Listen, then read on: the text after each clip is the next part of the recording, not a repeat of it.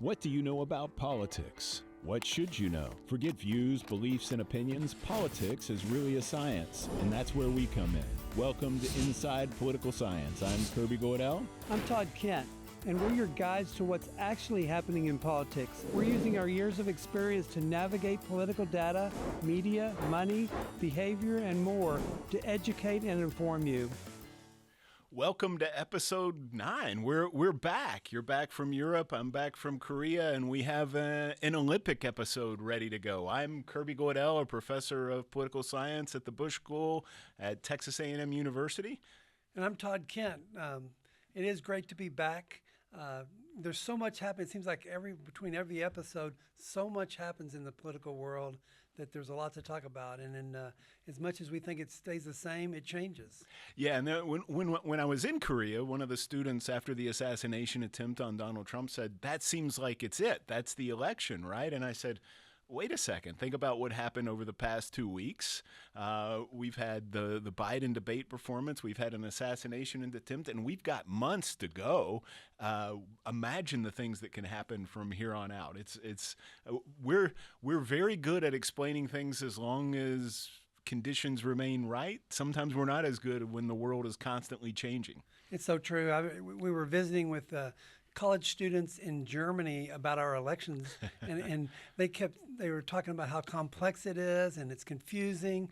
And you wanted to say, oh, we understand it all, but it is complex and it is confusing. But that's what makes it so interesting.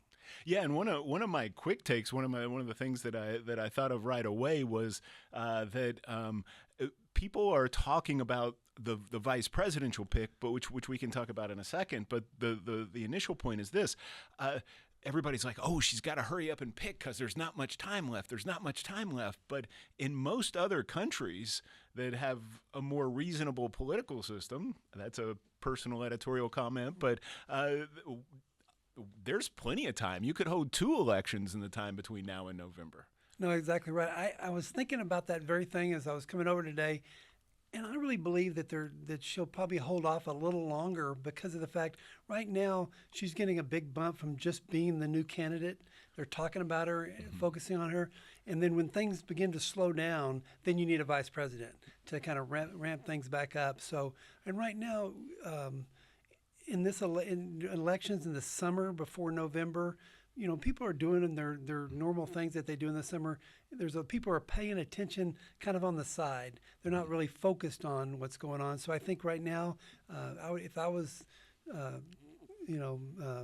Vice President Harris, I'd be excited about where I am today. Yeah, and what sometimes is missing from these, it's treated as though Vice President Harris is just going to eventually pick her own VP. But what's also going on is the potential VPs are auditioning. So you're seeing them all be way more aggressive in terms of how they're talking about Trump, how they're talking about J.D. Vance, and you're also seeing them out in public making campaign pitches. And so if I were Kamala Harris, I wouldn't want that to stop for a while. She probably has to make a pick so the Democrats can get on the ballot and so that they have a nominee for ballot purposes. But I'd let it go as long as I possibly could. No, I think it's a good process for her. She can watch them in action, but also kind of see how the things begin to evolve in this election. Which states are important? Does geography matter? Does an old versus a young vice president matter? What issues matter in this campaign? As they begin to figure it out with Harris as opposed to Biden, then also I think that'll make a difference in who they ultimately choose. And also the candidates themselves are trying to figure out, is this something I want to do? Is this risky? I've got a future political career. Is this my chance to move up to the vice president's role, or is it too much for me to do right now? Yeah, and we were talking, Roy Cooper, the governor of North Carolina, has stepped out of the vice presidential consideration, and there are lots of reasons to imagine why this might be the case. Maybe he was vetted and they didn't like something that they saw. Maybe he knew he wasn't going to be picked, but there's also the very the reality that he may want to run for Senate in a couple of years. He may have other plans that have nothing to do with being the vice president right now. Yeah, so you're right. There's a lot of variables going on that goes into the choice. And I think right now, until there's this groundswell that we need to make a choice, I would expect them to hold off a little while. Yeah. So on the political science side, when we look at why a president picks a vice president, what do you think is most important in terms of thinking about that? And then we can talk about whether it actually matters, because I think that's also really important to think about as well. To me, I think the most important factor is, does the person shore up some of your weaknesses? I always love to think back to Ronald Reagan and a very tight race against George Bush for the Republican nomination, and it was very contentious, but immediately chose him as his vice president. I think he felt like foreign policy was not Reagan's strength at the time, but and then also the ability to bring in a different group of the country. I think that shored up some weaknesses. Mm-hmm. It's interesting about vice presidents. They're even though we talk about their names all the time, we don't hear from them that often. So I think we always sometimes we worry, is this person going to overshadow the president or that type of thing? But really, in reality, they just have the jobs the president gives them, and so that the president can really monitor how much they want their vice president to be front and center. Yeah, and some presidents have heavily relied on their vice president and used them as a really important advisor, and some have just said, go over there, and you're kind of the president in waiting, but we're not going to give you a terribly important policy role. Thinking about the candidates that are out there, and you talked about the weaknesses of, we need a vice president who helps shore up the weaknesses. What do you see as the weaknesses of Kamala Harris? Or maybe I should say, and not put it on you, we have a someone with a very liberal voting record. I think progressives haven't always been as positive about her because of her role as a DA. Certainly in 2020, that was an issue. It may help her in this particular election cycle, but you do have someone from California, African-American female with a liberal voting record. What do you need then to shore up your weaknesses if we go through those sort of characteristics? Well, maybe somebody who, if you choose a governor that's kind of been tough on crime, in a way, or in the case of Mark Kelly, has come out kind of a little bit more tougher on immigration than most of your Democrats in the Senate. So some areas where maybe there's some weaknesses there. I'll throw out one for you that I think is interesting. Is I saw a poll where 4 out of 5 people said that the Harris administration would be a continuation of the Biden administration. Right. Okay, so if they're going to tie Kamala Harris to President Biden, the number one issue in America is inflation. Mm-hmm. And so are they going to blame her for inflation that happened during the Biden administration? Mm-hmm. Therefore, she may want to pick somebody with a great economic record and somebody that can speak well when it comes to the economy and what to do about it. So, I think they're going to, maybe they look and see where do we need somebody that's going to fill a gap. Yeah, and you mentioned Mark Kelly, Arizona senator.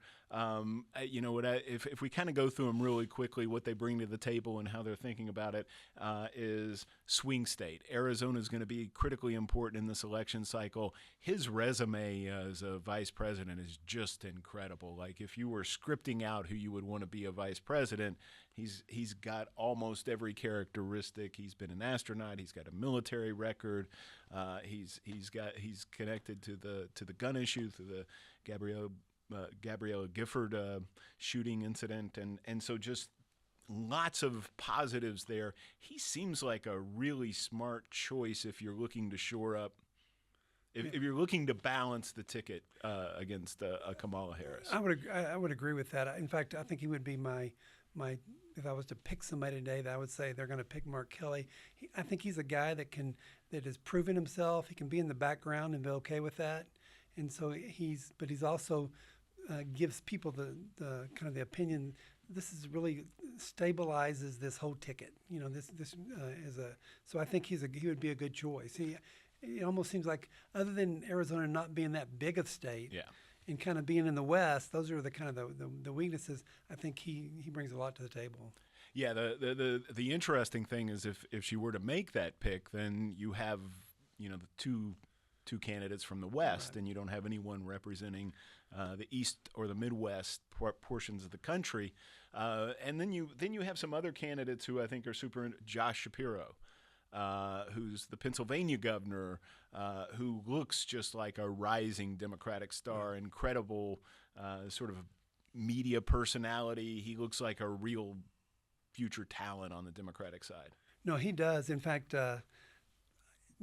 people's he's very popular, and people don't know him that well, but he's articulate, and he's got a kind of a great record in Pennsylvania. So he would really help him. Winning Pennsylvania for the Harris ticket would be monumental. I mean, it would be very, very good for their prospects to win the election. So he's good. He also has some weaknesses. Yeah.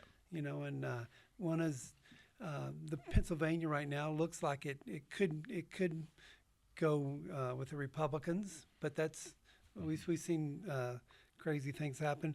But also he's Jewish, and it's going to be interesting to see how that plays out in the electorate. Yeah. And then you have some other candidates out there. Andy Beshear from Kentucky, not from a swing state, right? But an amazing political talent in the sense that he's won in Kentucky, which went overwhelmingly for Trump in 2020 and 2016, and he was still able to win as a Democrat. So he's won in red places, but he doesn't bring a swing state he doesn't bring geography into the play. And so even though he seems talented, he seems like someone that maybe they would bypass for that reason. You have Pete Buttigieg, who's been very good on TV but doesn't have a constituency because he's not holding elective office right now. And then there's always someone out there who's suggesting maybe the Democrats should double down and bring on Gretchen Whitmer, woman governor from Michigan, and that would really put a contrast to the Trump J.D. Vance ticket.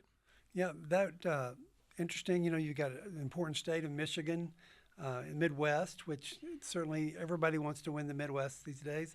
But I think that would be a big risk, and so I would my thought would be that's be too much risk for today's.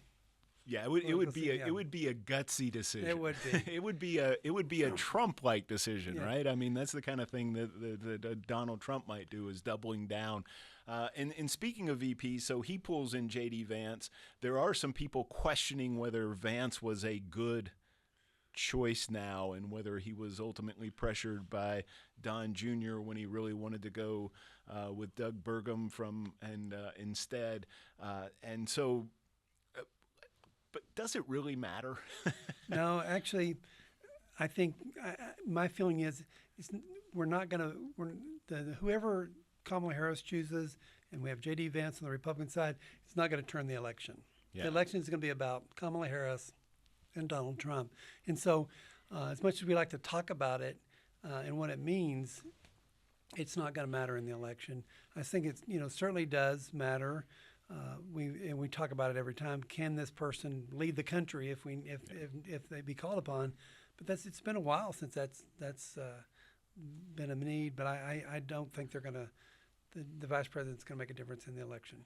Yeah, what we know from our studies and from political science research is people tend to vote for the top of the ticket. What you don't want from a campaign strategy side is someone who's a distraction, and J.D. Vance has been a bit of a distraction for the Trump campaign over the last couple of weeks, and so that's a little bit of a problem. But at the end of the day, if you're on you are voting for Trump, not for J.D. Vance.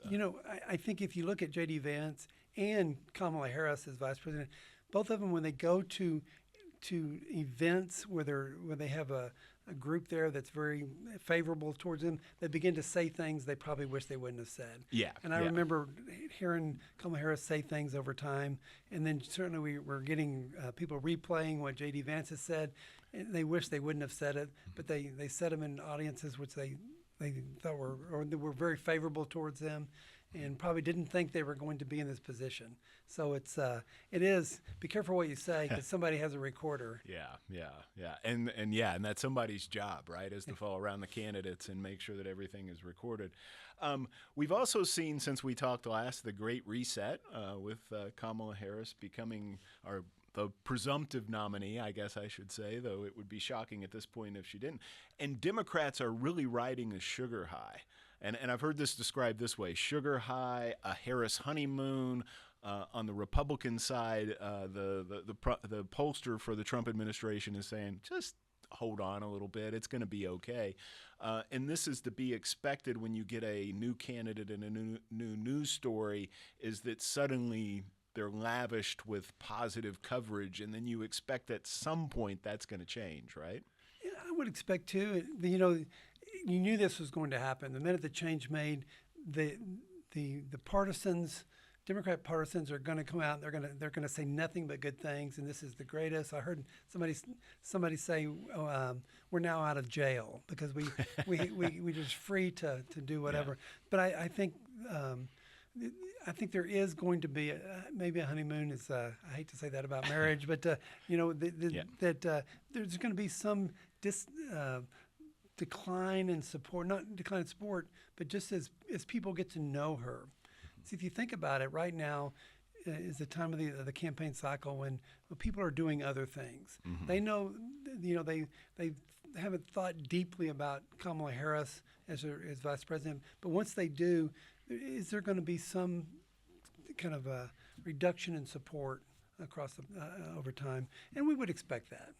Yeah, and so we see the biggest evidence is just the change in the enthusiasm gap, and we talked about this before, and we were joking about this before the show that the point of this show is to go in and correct everything we got wrong before, not because it was wrong at the time, but because the world changed, and one of the things that changed is we had these voters out there that we were talking about, the double haters, the people who didn't like Trump and didn't like Joe Biden, and they seem to be gone because now you have voters who are excited about Kamala Harris on the Democratic side, and voters, even Trump's enthusiasm increased, and so we don't seem to be going into election anymore where we're holding our nose and deciding to vote for two people we don't like.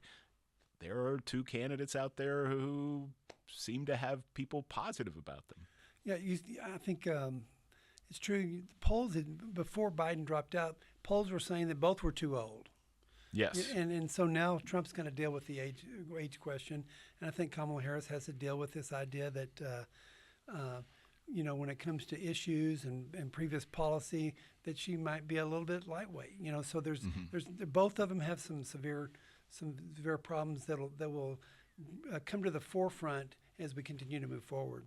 Yeah, and the enthusiasm, the honeymoon, the sugar high that we talked about, the thing that's really interesting about it is now if you are the Republican Party was set to run against Joe Biden.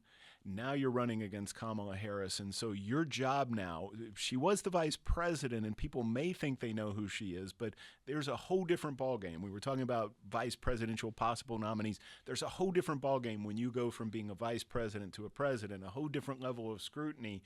And the job of the Trump campaign right now is to define Kamala Harris. At the same time, the job of the Kamala Harris team is to define Kamala Harris so that people know who she is. And we're seeing this already with some of the ads. We were talking about an ad earlier, a new ad by the Kamala Harris campaign called Fearless. It's coming out to try to show her in a very positive way. This is what you do when you have a candidate who's not well known. You want people to get the positive biographical vibes from it. It's a full-minute ad, and it's really interesting. On the Trump side, they're running an anti-immigration ad, and I had the tagline there that she's a failure, she's failed, she's weak, and she's dangerously liberal. And so this is where the campaign is moving now, right? How do we define Kamala Harris for Americans? What's interesting to me about the Trump ad, talking about immigration, that's really a Republican issue. Yeah. If you're looking at the polls, Democrats are not concerned about immigration. So you're you're building your base, and it's very important in a campaign that you get your name ID very high. So people really believe they understand who Kamala Harris is when she starts attacking. If you attack as a political candidate when people don't know you well, Right. then you lose credibility. And so I think that that's the way to go. To say try to get them to define the Democrats to define Kamala Harris, and because we know that the Trump campaign is going to go at her hard.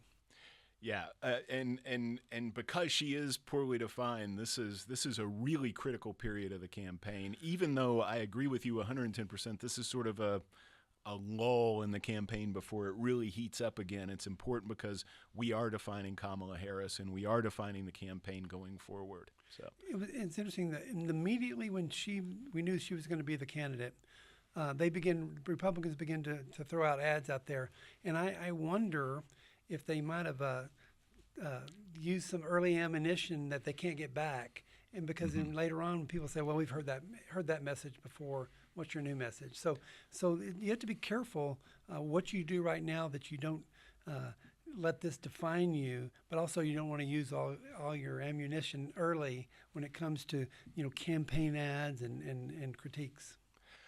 Well, that's it for our quick bites. When we come back, we're going to talk to a guest, a Professor Guy Golan from Texas Christian University, and he's going to talk to us about the difference between American Jews and Israeli Jews and how this is playing out in the electoral game in 2024.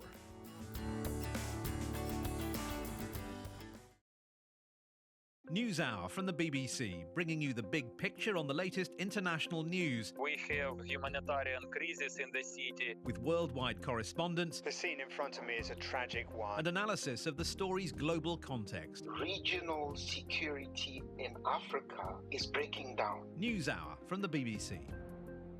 Weekday mornings at 9 on Aggieland's Public Radio, KAMU FM.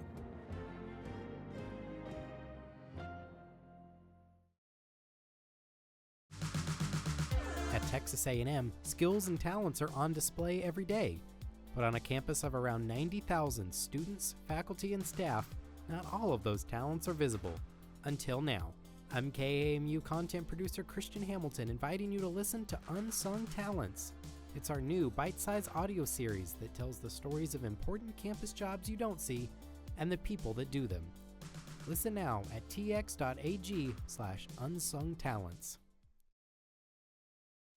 All right. Well, we've had our appetizer. Now we're ready for our main course. One of the great things about a program like this is you get to reach out to people. This is a very dear friend of mine. We worked together back 2004. Guy Golan. He has a PhD from the University of Florida.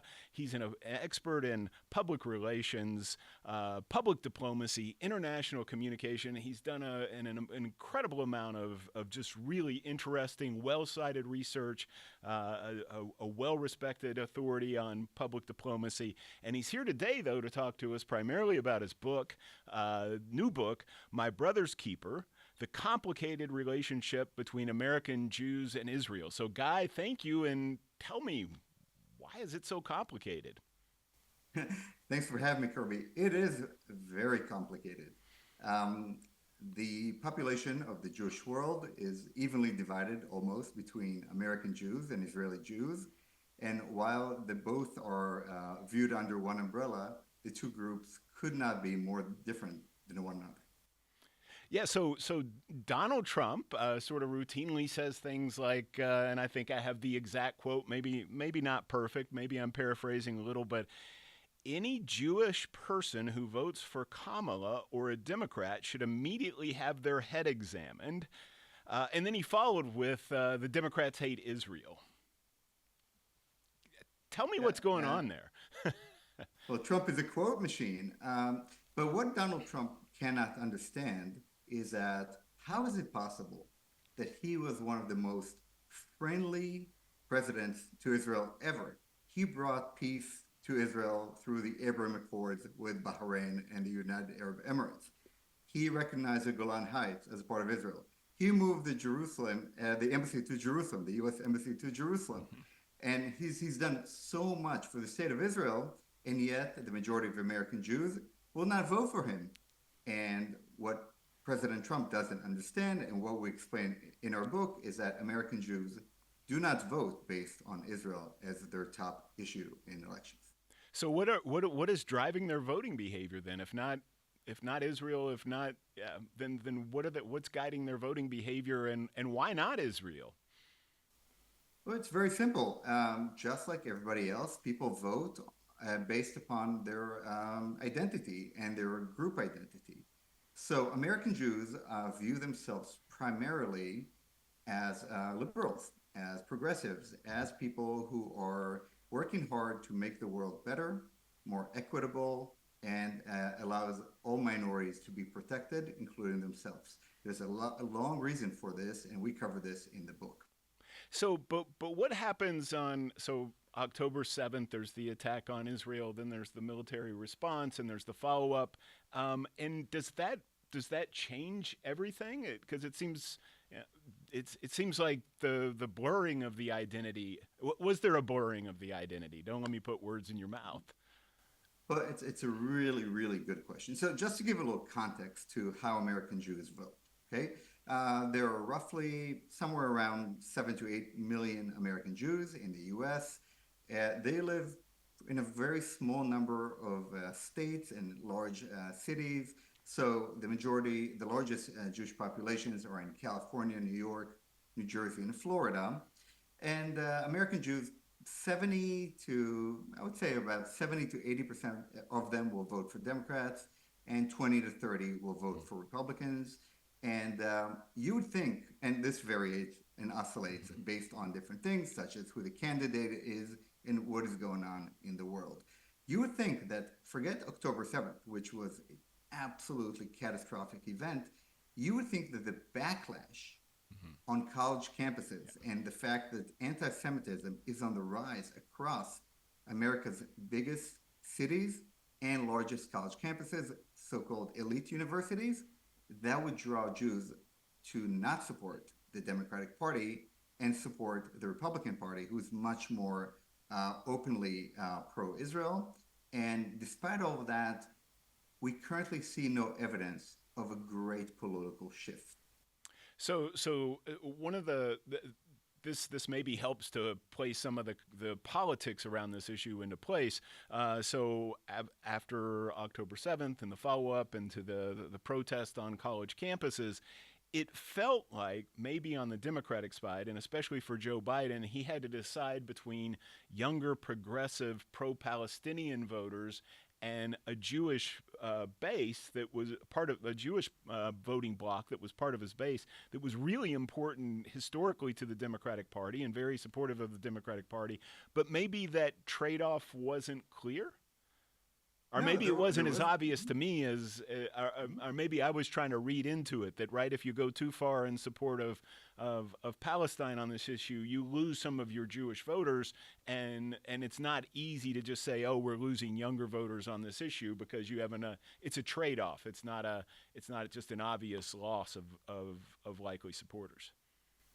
Well, here's where it gets really interesting. Israel, in many ways, serves as a metaphor for a larger debate that is happening within the Democratic Party. So if you look at support for Israel, public opinion polls, the Democratic Party, the mainstream Democratic Party, is steadfast in its support of Israel. Steadfast. I mean, Joe Biden identified himself as an avid Zionist. He is pro-Israel in every way, shape, and form.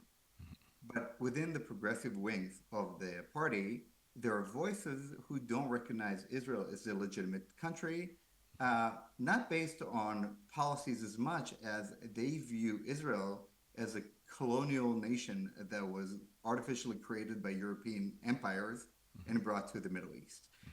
The argument that's happening within the Democratic Party is happening within the American Jewish community, where you have older and more religious Jews who are steadfast in their Zionism, in their support for Israel, while the younger and less religious folks are not so in favor of the state of Israel and its policies. Okay, so then enter in, if we have Joe Biden, who seems to be steadfast in his support, enter in Kamala Harris, and does that change the dynamic? Or are things pretty stable? Are we looking at a? I mean, is that a reset for this relationship? I don't think anybody knows. I don't think anybody really knows what Kamala Harris believes in. Right now, we're getting the campaign Kamala Harris. She is a progressive from California with a very liberal voting record. So far, her public sentiments as vice president have been pro-Israel, but at the same time that Kamala Harris, after October 7th, was speaking in favor of Israel and its right to protect itself, her daughter was raising money for Gaza on Instagram. So here you go again, a generational conflict, a conflict between the establishment and the progressive left, and again, an argument that's happening within Jewish community. And all of us have seen footage of American Jews who are protesting for the Palestinian side and against Israel. Mm-hmm. Yeah, so let's talk a little bit about the protest as well, because I mean, this also maybe even if you give the best intentions to the protesters, it also opens up this Pandora's box of anti-Semitism, and how do we deal with that? What's the best way for politics to come in and deal with this issue? Well, there is a virus of anti-Semitism, and that virus, people always think that anti-Semitism is coming from the right, and maybe that was true, maybe 100 years ago. But in the last 10, 20 years, the virus of anti-Semitism is coming from the far, far left. Neo-Marxist, post-colonial scholars who pretty much blame they blame the United States, they blame capitalism, and they blame the Jews, obviously, for all the ills and injustices in the world. The craziest thing that we've seen in the last year is a strange coalition between pro-jihadist protesters who share zero values with the left and with progressives. So the so-called queers for Palestine as a metaphor, right? You have people who, if they went to the Middle East, they would be executed. But they're joining forces with the jihadists against Israel, burning American flags, burning Israeli flags on the streets of New York and across college campuses. Yeah, one of the interesting things on the college campus side of things that always struck me is that it didn't seem to be as widespread as it was made out in the news media coverage of it because of where it happened, because it happened in places where the New York Times has easy coverage, where national media has easy coverage. Is that just my impression, or is there something? Is that right? Was this widespread across college campuses, or was it really focused at these elite universities where the politics are different, say, than at Texas A&M or Texas Christian University? Yeah, well, first of all, the students don't support these people. I mean, this is a very, very small minority of students. They're violent, they are loud, they use very abrasive means, and they are viral on social media. But if you look at their approval rating, I mean, and every single public opinion poll across the last 5 years, 10 years, 20 years, the vast majority of Americans support Israel and view Israel as a strong ally of the United States. We see some differences with younger people, and here we have to ask the question, why? Why is it that somebody goes to a university, their parents work so hard to get them in, and they go into the university and they come out with a new worldview. And in this worldview, again, the United States is evil, the Jews are evil, Israel is evil, Starbucks is evil. There's a reason for it. It's not just happening randomly, and it's primarily happening in large metropolitan cities, universities in California, New York, Philly, Boston, etc. So on the other side of the political aisle, though, there's this weird alliance between evangelical Christians and support for Israel. Maybe it's not alliance is a good word, I think. Can you Absolutely. explain Yeah, this so- to me? Because it's always struck me as odd. I think I have an understanding of it, but I think you can explain it better than I can. Well, we have two chapters in our book just about it. One chapter is called "Why Do Christian Zionists Love Israel?" And the other chapter is "Why Do American Jews Distrust Christian Zionists?" So again, it goes to show you that American Jews are primarily and first and foremost Democrats before they are supporters of Israel. The Christian Zionist movement, led by such pastors as John Hagee from Christians Unite for Israel, CUFI, they're having their national conference in D.C. as we speak right now, and a variety of other leaders, amazing organizations that we talk about in our book. They believe that the Word of God, the Bible, requires Christians to support the people of God, which are the Jews. And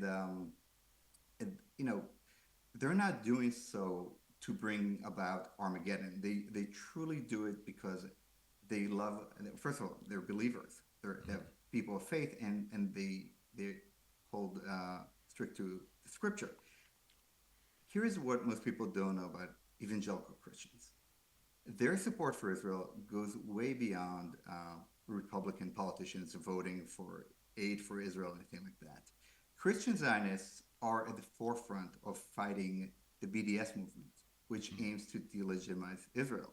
So if you look at all of the statewide initiatives to ban the BDS, to sanction the BDS, it's evangelical Christians who are behind it. Evangelical Christians send millions of dollars every year to support social services in Israel.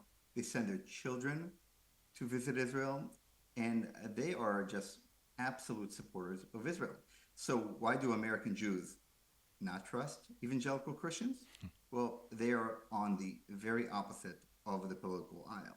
Everything that American Jews believe in, on abortion, on education, on any cultural war issue that you can imagine, Christian Zionists are on the other side. So, but thinking about going forward and moving forward, I think what I hear you saying is this is unlikely to really shift. That because American Jews are fundamentally different, because they grow up in a different environment, because they have a different educational experience, because they are liberal, they are unlikely to support to be a strong pro-Israel, especially the younger generations of these groups, and that so we're not going to see this break up anytime soon. We're not going to see American Jews move into the Republican camp at a higher rate. They're probably going to stay Democrats, and they're going to remain supporters of the Democratic Party going forward, maybe even more so, but at the same time, they may become less supportive of Israel over time. What if I told you that the opposite was true? I would love to hear it. All right. So in our book, we talk about it. We talk about the future. So you have, again, two populations, Israeli Jews, American Jews. Yes. The American Jews are liberal. They are not as religious. Their brand of Judaism is very different than Judaism for the rest of the Jewish world, especially in Israel. The Reformed Jewish movement is very different than traditional Judaism in Israel. But look, American Jews are not having many children, just like other people of low religiosity, right? American Jews marry outside the faith in some of the highest number you can think, right? Somewhere between 60 to 80% of American Jews will have somebody in their family marry outside the faith. And if you think it's going to be substantial with your children, guess where your grandchildren are going to do, right? On the other hand, so while the number of liberal, reform, progressive Jews will become smaller and smaller because of not having many children and because of intermarriage, the number of Orthodox Jews in Israel is growing. The small Orthodox Jewish population, right, in Queens over there, right, which right now maybe constitutes less than 10% of American Jews, they're having, 4.7 children each. I made that number. Maybe it's 5.3, much higher numbers. And so what I'm actually foreseeing is not that American Jews are going to suddenly fall in love with Israel, but American Jews are going to change. There'll be less American Jews in the future, but they're going to be more religious, more conservative, and more aligned with the Israeli people who share those values. But then the voting bloc becomes smaller because the people who are maybe not attaching, the younger group that we're talking about that may be less supportive of Israel, are going to have, their identity is not going to be strongly connected to either their Jewish faith or to Israel. Is that fair to say? But then the people who remain, their identity is going to be stronger. It is. And again, our book talks about the relationship between religiosity and a relationship to Israel. I mean, all of the public opinion polls show it. The more religious you are, the more likely you are to attend services and keep kosher and follow the rules and all of that. The more Zionist you are. So what we have with Jewish people of low faith among Jews is not very different than what we have with people of low faith among Protestant or Catholics. Yeah. They move to the left, right? Yeah. Now, one more thing.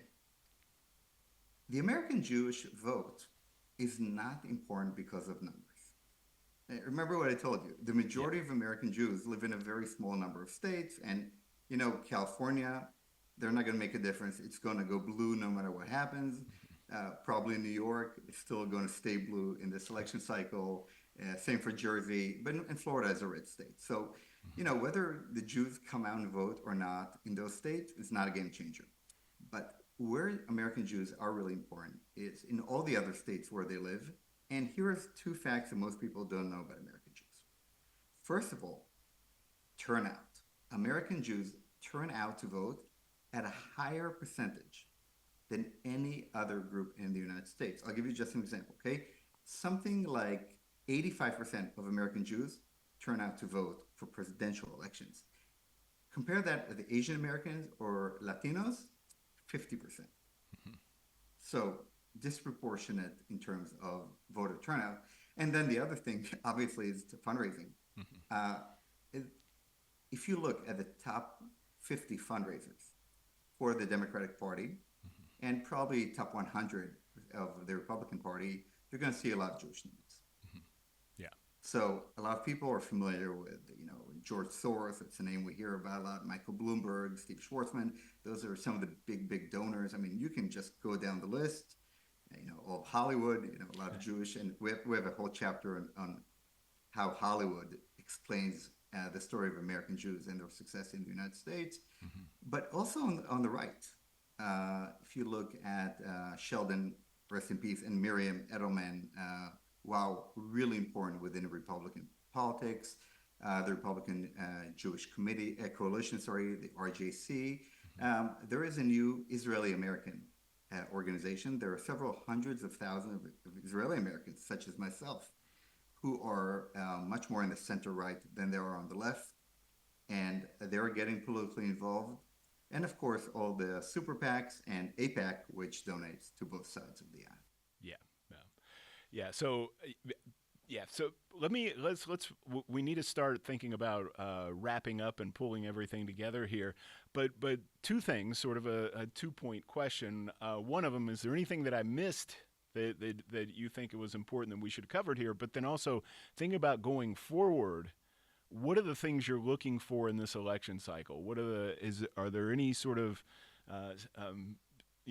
what are the behavioral things? What are the public relations things, the communication things that you think are important, that you're really paying attention to, rooted in the conversation today? All right, great questions. All right, first of all, Israel. Everybody talks about Israel. Everybody has a strong opinion on Israel. Yeah. And most people know nothing about Israel. And when I say that most people know nothing about Israel, I'm including American Jews. American Jews know nothing about Israel, and Israelis know nothing about American Jews. For American Jews, Israelis they think about settlers and Netanyahu, and for Israelis, we think about Seinfeld, right? Now, here comes the problem. When Christians go to their Jewish neighbors and ask them to explain things about Israel, they're going to the wrong source, because American Jews know very little about Israel. And this is why we wrote the book. Our book is a popular press, non-academic, easy to read and understand book that will give people the fundamental understanding of why Israel is so complex and how Israel is a metaphor for the global tension between nationalism and globalization. Yeah. Now, what am I looking for in this election? When Barack Obama first ran, right? And I'm going to say Barack Hussein Obama. Many people were curious, or how are the Jews going to react? And the answer is they voted for him at the highest level, 78%. I think only Al Gore got 79, if I'm not mistaken, right? So Obama received all of the support, financial turnout, voting, 78% from American Jews. However, 4 years later, with the Iran deal, with the tension he had with Netanyahu, Obama only received 69% of the American Jewish vote, right? So American Jews don't vote primarily in Israel. So in this election, they'll vote more on abortion than they will on Israel. Right. However, I do think that there is a potential that we are going to see let's say 3 to 5% shift in voting behavior amongst American Jews. And that may be enough in some battleground congressional races, maybe Senate-wide race, potentially presidential, to make a difference. Yeah, this is such a highly competitive environment, such a close election cycle in terms of, and the numbers seem to move so little. All the movement matters, and so I thank you for pointing that out. Also, thank you for your time. It's great to catch up with you, and great to see you again. It's been far too long. Yeah, I hope that and it's a great book. I hope that people pay attention. Thank you, Guy Golan, for sharing your time. Thank you so much for having me. me. All right, I appreciate it. A pleasure. Well, Todd, we're at the end of our time again. Thinking about going forward, what is it you're looking forward to? And I mean, what are the things that you're paying attention to right now? The things that you want to see to figure out where this election's going? I think because Kamala Harris is the new variable in the race, what I'm looking for, I know that Democrats and their campaign apparatus, they're spending a lot of money to understand what the public understands about her, what they believe about her. So what I want to see is what's the campaign saying, what's their message, because that's going to tell us what they're trying to get right when it comes to the public perception. So you can learn a lot about, one, where she travels to, because I think those are areas where they feel like that they need some help. Two, what are they saying? And that helps us to understand kind of what they feel like the public perception of her is right now, because they're having to define it. And going forward, it's going to be very important as they move into the fall when people really pay attention. Yeah, so as the political communication guy, I mean, the thing I'm so interested in is, when does the honeymoon end for Kamala Harris? And I do think it will end. The press right now, they have a news story. It's an exciting news story. It resets a race that they were getting tired of, and now everything's new and shiny. Eventually, they're going to start being, the initial coverage is going to be mostly positive, as it has been. Eventually, it's going to become more negative. The other thing I'm watching for is on the Democratic side. Are Democrats going to start becoming critical of Kamala Harris? It's remarkable how unified they were in this transition. They were much more unified than I expected, but I'm watching to see whether there's going to be any criticism coming from within the Democratic Party, because, as you know, criticism from within the party always matters a whole lot more than criticism from the other party. Republicans criticizing Kamala Harris, that's one thing, but Democrats criticizing her is another. The final thing I'm watching, and this is Trump specific, is Trump has been very good, and at this one, he's got one incredible talent, is he caricaturizes his opponent, and he makes them into this sort of parody of who they are.